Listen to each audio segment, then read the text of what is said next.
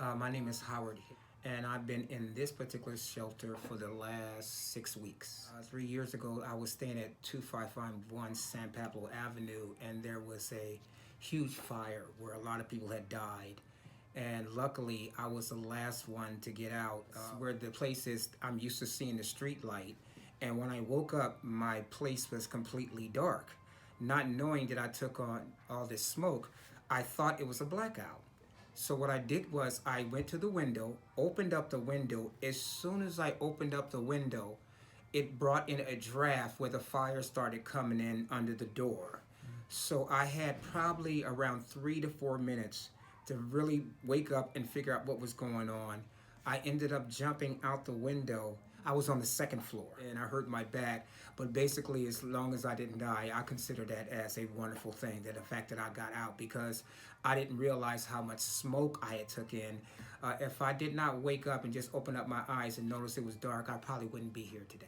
When I lost my job and everything, I ended up going to Seattle and getting a job and staying there for a while. I still have nightmares.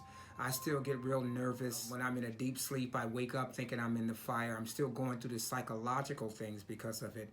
Well, staying in any shelter is you have to get used to other people that are there. You have to understand that everybody has their own story, but sometimes you're around people that you would not normally be around if you weren't homeless.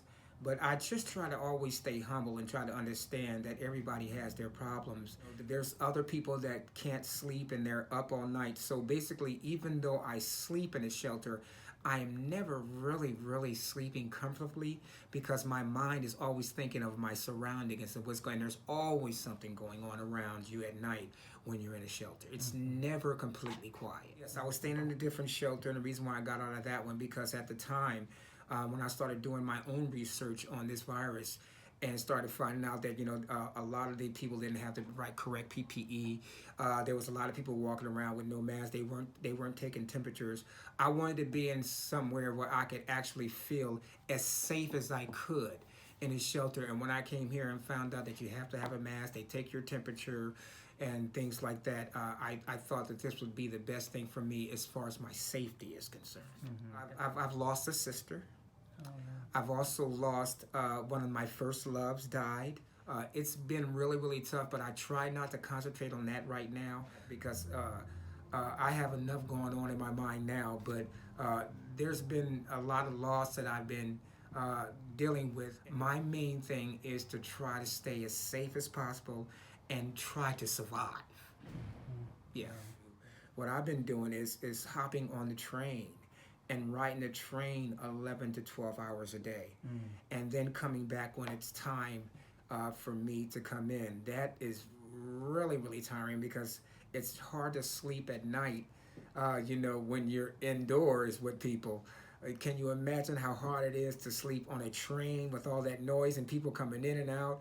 I think that's the toughest thing for me is not really able to get that one good night's sleep. And I don't know how much that affects anybody else, but for me, it's just it's really tough. Yeah. Well, right now I'm trying to get work, but I'm on GA right now, and there's only so many things I can do because I have a bad back. I used to work warehouse and stuff like that. I just really need to get out of these streets. Before I was homeless, I used to judge the homeless the same way that everybody else does. I used to think that this is just a typical person. They were either on drugs or on alcohol, or they didn't do what they were supposed to do, which absolutely is. I found out that everybody has their separate story. And one thing that I can say is when you see a homeless person and and they smell and you don't want to be around them and you don't want them in your neighborhood, just the fact that the person that I am now, I can really have a little bit more sympathy for the ones who are out there, just because I've been through it. Now that I've been through it, now I realize how tough it is for the next person that's out there because everybody has their own separate story. You can't throw money at everything. I know if they ask you for $5 here or $2 there, it's okay to give them something.